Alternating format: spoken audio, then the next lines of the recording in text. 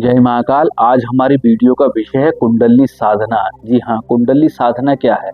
तो पहली चीज आप ये देखिएगा, साधना का मतलब क्या होता है। साधना का मतलब होता है किसी एक ऐसी स्थिति की तैयारी करना जो बहुत क्लिष्ट है और बार बार आपको उसकी तैयारी करते रहना था। साधना होता है। साधना का मतलब होता है साधना, अपने आप को दिव्य बनाना, अपने आप को किसी के योग्य बनाना, किसी एक ऐसी स्थिति के योग्य बनाना जो स्थिति आपकी इस शरीर की ऊर्जा से 1000 गुना ज्यादा अधिक है, तो उसके योग्य बनाना। तो कुंडली साधना बहुत विशेष है, बहुत बड़ा महत्व इसका माना जाता है। कहा जाता है कि कुंडली साधना में केवल अगर आप कुंडली का अनुभव भी कर लेते हैं, उसका दर्शन भी कर लेते हैं, तो आपका ये जीवन सफल हो जाता है, ऐसा कहा जाता है। बहुत सी बार कुंडली के विषय में मैंने आपको बताया है कि हमारे शरीर में जो मेरुदंड है, जो पीछे की ओर स्थित है, यहाँ पर ये मेरुदंड, ये स्पाइनल कॉर्ड इसको बोलते हैं इंग्लिश में, CNS, सेंट्रल नर्वस सिस्टम।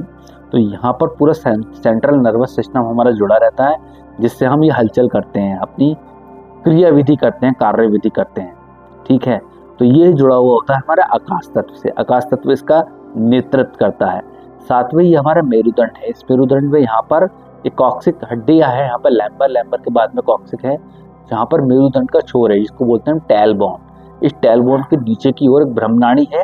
उस ब्रह्मनाड़ी के अंदर एक स्वयंभू लिंग है जो बिना जलेरी का है, कुछ इस तरीके से, जिसके चारों ओर 3.5 लपेटे कुंडली महाशक्ति उस स्वयंभू लिंग को अपने मुख में धारण कर हुए कुछ इस तरीके से सुप्त अवस्था में पड़ी हुई है। तो सुप्त अवस्था में उसका ये पड़े रहना हमारे लिए बहुत दयनीय है। अर्थात वो सुप्त अवस्था में रहते हुए भी हमारे पूरे शरीर का ध्यान रखती है और पूर्ण ऊर्जा हमारे अंदर प्रकट करती है। उसका जागरण ही हमारे लिए बहुत योग्य है और हमारे जीवन को सफल होने वाला है। अर्थात हमारे जीवन का सफल होना है, कल्याण होना है। तो ऐसा कहा जाता है कि जब हम ओम की ध्वनि करते हैं, जब हम योग करते हैं, जब हम श्वास प्रश्वास की गति को लगातार बढ़ाते रहते हैं, तो ये सुप्त हुई कुंडली क्या होता है, इसके बट खुलने लगते हैं। चारों तरफ बट होते हैं, 3.5 लपेटे लोग हैं, तो ये बट खुलने लगते हैं। इसको धीरे धीरे जब ये बट खुल जाते हैं, तब ये जागृत हो जाती है। जन्मों का खेल माना जाता है इसको। दिनों का खेल नहीं है, महीनों का खेल नहीं है, सालों का खेल नहीं है, अर्थात पूरे वर्षों का खेल भी नहीं, कई वर्षों की तपस्या भी ये नहीं है। ये जन्मों का खेल माना जाता है। कहा जाता है इसमें कुंडली महाशक्ति साधना में कई जन्म भी कम पड़ जाते हैं, और कहीं ऐसा होता है कि आप पिछले जन्म के बहुत बढ़िया साधक रहे हो, जिसमें आपने कुंडली महाशक्ति जागृत कर ली, और इस जन्म आपका ये वाला जन्म भी आपका मनुष्य वाला बन गया। अर्थात कारण ऐसे पैदा होगा जिसमें आपको उस पृथ्वी पर दोबारा मनुष्य बनकर आना पड़ गया।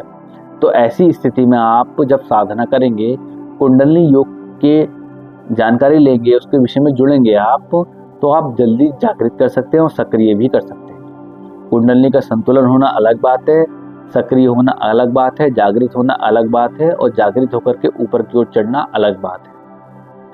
सभी चीजें अलग है। तो ये मुद्रा बताने वाला हूँ किस तरीके से मुद्रा आपको करनी है। तो मुद्रा करने के लिए आपको कुछ इस तरीके से करना है। देखिएगा, यहाँ साधना करनी है कुछ ऐसे, एक वर्टिकल और एक हॉरिजॉन्टल, अंगूठा ऐसे लगाना है आपको, यहाँ बंद करना है। भैरव तंत्र मुद्रा के सदृश्य आपको ये करना है, कुछ ऐसे। देखिएगा, भैरव तंत्र मुद्रा के सदृश्य आपको करना है, कुछ इस तरीके से है स्थिति मुद्रा की। देखिएगा, यहाँ करने के बाद में आपको यहाँ ऐसे करके भैरव तंत्र मुद्रा के आधार पर बैठ जाना है, संभवी मुद्रा को लगा लेना है और कुंडली महाशक्ति का स्मरण करना है। यहाँ पर इन दोनों अंगुष्ठ को दबाव देना है। जितना ज़्यादा दबाव दे सकते हैं उतना ज़्यादा अच्छा है। इससे आपको ऊर्जा का महासंगम होता है। कुंडली महाशक्ति की मुद्रा ये कही जाती है। इसमें आप संभवी मुद्रा लगाएं और लगाने के बाद में ओम का मानसिक जप करें। धीरे धीरे ये अभ्यास लगातार जब आप बढ़ाते रहेंगे, प्रथम चरण में आपको 5 मिनट करना है, द्वितीय चरण में आपको 12 मिनट करना है, तृतीय चरण में आपको 24 मिनट करना है। 24 मिनट करने के बाद में आपको ये अभ्यास को रोक देना है और लगातार इसके पथ पर आगे चलते रहना है। जब लंबा इसका अभ्यास हो जाएगा, जब आप 12 दिन अभ्यास कर लेंगे तो इसका सिद्ध योग लग जाएगा। 12 दिन के बाद में जब आप इसका अभ्यास 54 दिन तक कर लेंगे तो महासिद्ध योग लग जाएगा। और 54 दिन के बाद में इसका अभ्यास अब जब 300 दिन आप पार कर लेंगे तब महासिद्धि योग ज्ञान लग जाएगा, जिसमें कुंडली महाशक्ति कभी भी जागृत हो सकती है। एक ही समय पर इस अभ्यास को करना है, इस चीज का विशेष ध्यान आप रखें।